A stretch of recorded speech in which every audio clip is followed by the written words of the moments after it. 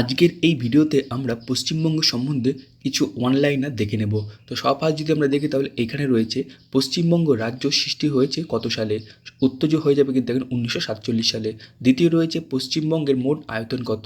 উত্তর হয়ে যাবে এখানে প্রায় 88,752 বর্গ কিমি। 3 নম্বর রয়েছে পশ্চিমবঙ্গ ভারতের কোন দিকে অবস্থিত। উত্তর হয়ে যাবে পূর্ব দিকে।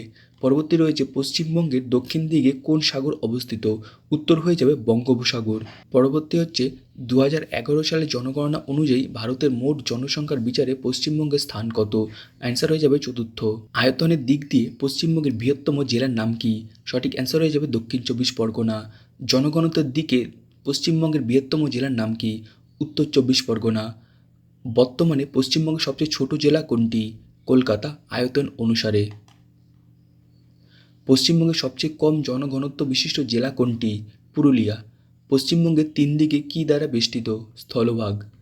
পশ্চিমবঙ্গের রাজধানীর নাম কি। কলকাতা।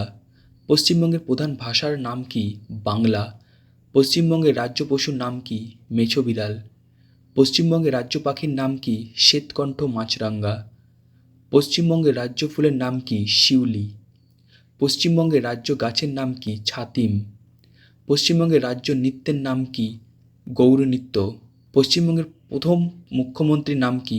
ডক্টর প্রফুল্লচন্দ্র ঘোষ। পশ্চিমবঙ্গের দ্বিতীয় মুখ্যমন্ত্রীর নাম কি। ডক্টর বিধানচন্দ্র রায়। পশ্চিমবঙ্গের প্রথম রাজ্যপালের নাম কি। চক্রবর্তী রাজা গোপালাচারী।